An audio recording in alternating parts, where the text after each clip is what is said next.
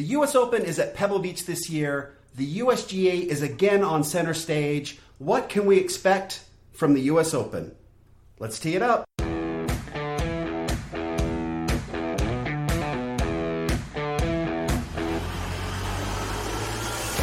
Welcome to Data Access Golf, your home for rapid golf improvement. And now, from the thin air of the Rocky Mountains, next on the number one tee, your host, Aaron Stewart. Hey everyone, Aaron Stewart with another episode of Data Access Golf, the podcast. Thanks for joining me today. Again, a preview of the U.S. Open. Super excited to get things going, to see how that turns out. Pebble Beach is a really special part of the world. Mike Davis said earlier this week that it is a national treasure, and it is, and we hope that it stays that way after the USGA has their way with it. I know that I've been quite critical of the USGA as of late. I think many of us have because of the course setup. I spoke recently about Brooks Koepka, and I thought that his take was brilliant on the course setup. He just doesn't care. I guess I could have more of that attitude, but it does bother me when the USGA it feels like they're trying to embarrass the best players in the world because, I don't know, it just feels like sort of like out of spite because they're not the best players in the world, and so they want to somehow or another torment and torture other people. I don't know if that's just, it sounds awful, but it's happened so frequently you just don't know what to say about it. It just doesn't make any sense. We understand that you can have a good test of golf, and you do want to make the U.S. Open more difficult. That's what we've known the U.S. Open to always be.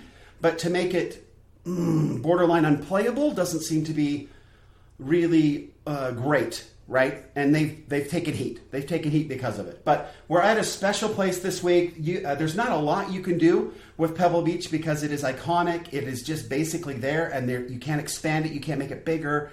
And you wouldn't dare, right? Because it's such a special place. So there's not a whole lot that they can do with it, which is probably exactly what they need this year. Also, Mike Davis has stepped down, so he's not part of the course setup, which I think is a huge advantage for everybody going forward. And I wanted to talk really briefly about this idea. And when I heard about it, I wasn't exactly sure how this would work out. But the USGA actually brought on Jason Gore, a former PGA Tour player, former winner. I think it was number 84 they won. And a guy that a lot of players like. Just a nice guy, always pleasant, always a great interview, just a cool dude, right? Just a nice guy. And he now is helping the USGA.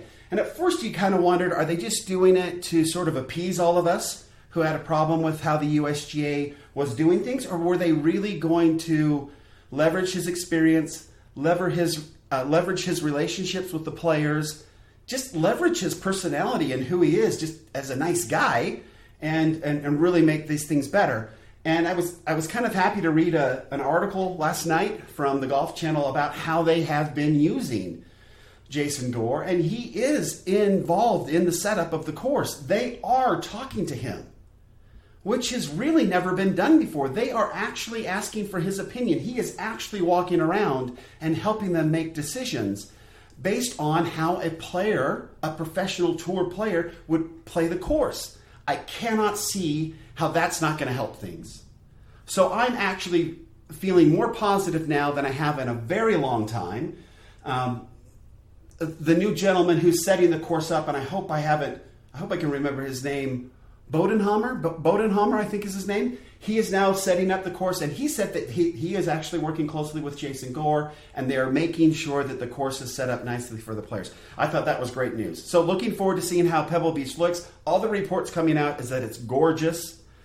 I've been looking at some of the photography some of the photographs that Evan Schiller has done recently at Pebble Beach, and they are amazing. So it all looks great. And I know I've mentioned it, but I'm still geeking out and excited that the one and only, my mentor, Fred Shoemaker, will be out at Pebble Beach watching the tournament, and he is going to join us after to tell us how he felt the tournament went, and we're going to have a lot of great talk about golf. The man knows more about golf than anybody I've ever talked to, and it's so fun when he's able to share his experiences, and his sort of interpretation of how the U.S. Open went will be awesome. And he lives in Carmel. He knows Pebble Beach. he knows all the courses out there intimately. And so it will be cool to see how he felt the course was set up. And we will ask him. It's going to be cool to see how that goes. But what I wanted to do today is very similar to what we've done at the previous majors. I've gone and geeked out, pulled out some data. I went to PGAtour.com, to their stats page, pulled out a lot of stuff. I went through and pulled out strokes gained numbers for a lot of different players. I guess let's set this up properly. So what I do first is I always go to the Las Vegas odds makers. They are data experts. They are statisticians. They are so impressive. I went to UNLV as a university student, and we would try to figure out how the odds makers were so good at what they did. And I was I studied economics, and so we did a lot of stats, and they were so good. I mean, they were obviously amazing statisticians. So I always go there first. One, because they do a lot of the heavy lifting for data geeks like me. They'll come out and they'll say, hey, here are the top 20. So I went and grabbed those individuals who are in essentially the top 18, because I stopped at the 40 to 1 odds. And then took those guys in, went and pulled a bunch of strokes gained numbers for them for the year. And then you look at the course, right, Pebble Beach, and you try to adjust for the course that they're playing. Pebble Beach obviously is a little shorter course, so the Bombers aren't going to have a huge advantage. They've let the rough grow out a little bit. It has the smallest greens on tour, so you take that into consideration. So proximity to the hole then becomes important, because you're also putting on Poana greens, which can get quite bumpy, especially in the afternoon. So you take that all into consideration. You create this sort of weird kind of formula, and you throw all the numbers in and you spit it out and you see how it goes. Obviously, with the Masters, it didn't go so well. I picked Justin Rose based on all the numbers, and he didn't even make the cut. So, ouch, that didn't work. Data lost there in a big way. And then, and Tiger Woods was, I don't know, like 10th. So, but Tiger Woods at the Masters, right? Those are things that you can really take into consideration and be accurate with. Tiger Woods was just special that week, and there was nothing anybody else could do about it. And then for the PGA Championship, Brooks Koepka, he's a tough one. The Vegas odds makers have him as one of the favorites. Brooks, Dustin, and Rory are all 9 to 1. Have 9 to 1 odds by the odds maker, so they are the 3 favorites for the tournament. Tiger Woods is in 4th at 10 to 1, and Phil Mickelson picks up the end at 40 to 1.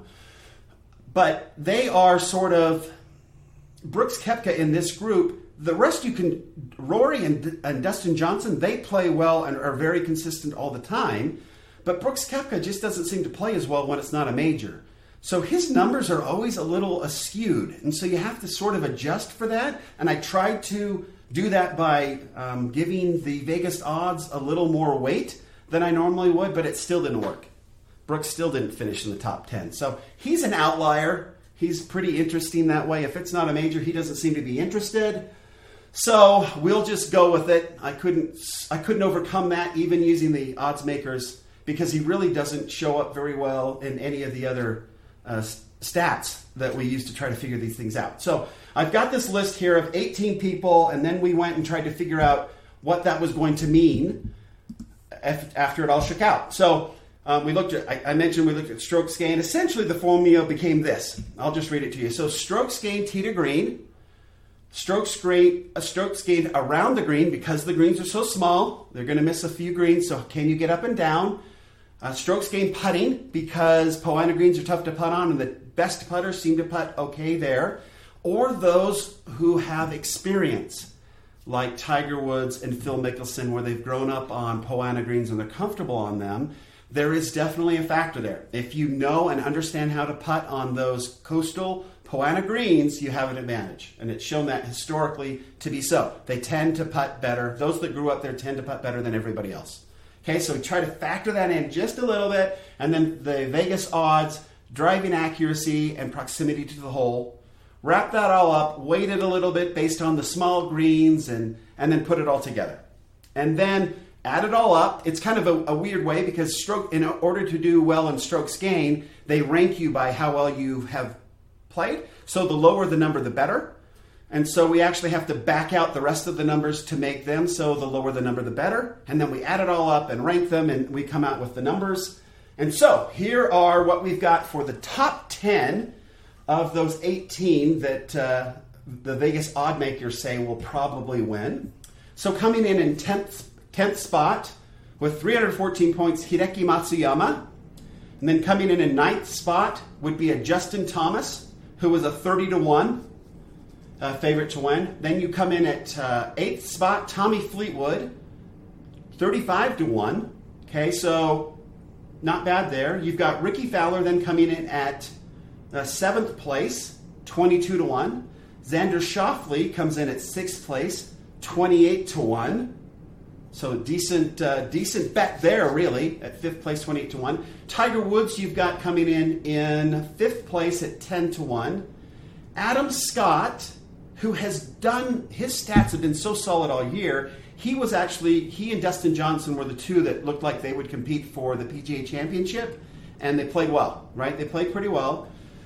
But Dustin obviously finishing second to his good buddy Brooks and making that, he's got the career Grand Slam in seconds, to which he said, oh, awesome, and obviously didn't care very much. But so Adam Scott coming in fourth place with his performance numbers and everything at a 35-1 shot. So as far as the long shot with the best numbers, it would be Adam Scott. Looks very strong at 4th. Dustin Johnson comes in at 3rd, and he had 9-1 odds, was one of the leaders going in. And so even with all the weighting that I tried to do here, Dustin Johnson comes in 3rd. Patrick Cantlay comes in at 16. He's got 16-1 odds, but he comes in at 2nd place. And I've talked about this earlier when he just won at Jack's place, that his consistency numbers are interesting. And we always look at how many tournaments they've entered and how many cuts they've made and do the math there and see what their consistency number is. Patrick Cantlay actually has moved up into the elite player, which is 80 to 90% cuts made. So he has been playing well. He had a lot of injuries, a lot of promise. Everybody thought he would come and take the tour by storm. He was the number 1 ranked amateur in the world for a number of weeks, almost, I think, a year.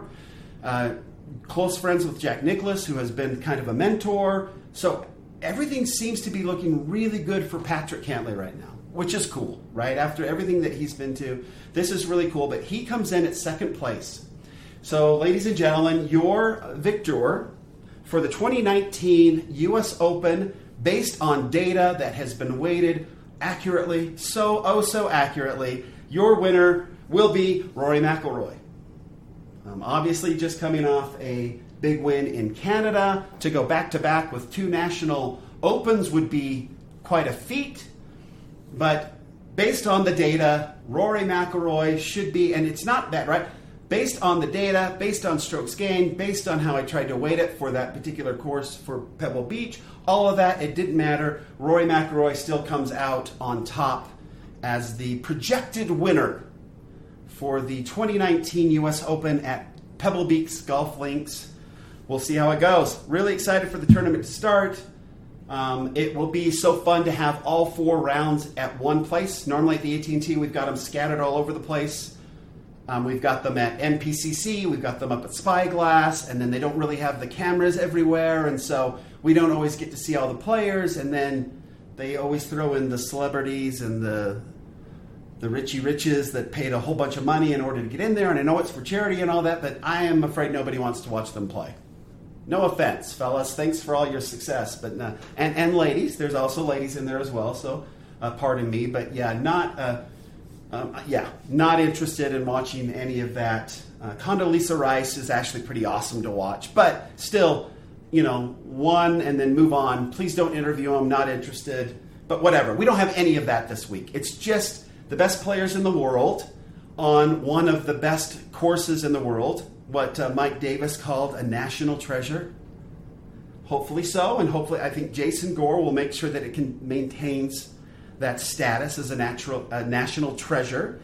But the best players in the world on one of the best courses in the country and in the world, playing what is supposed to be the toughest test in golf in the world. Should be an awesome weekend. So please enjoy it. We get started tomorrow.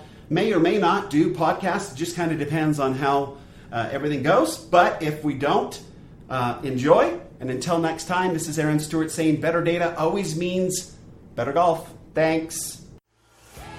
Thanks for listening to Data Access Golf with Aaron Stewart. Check us out online at dataaccessgolf.com, and we'll see you on the next episode.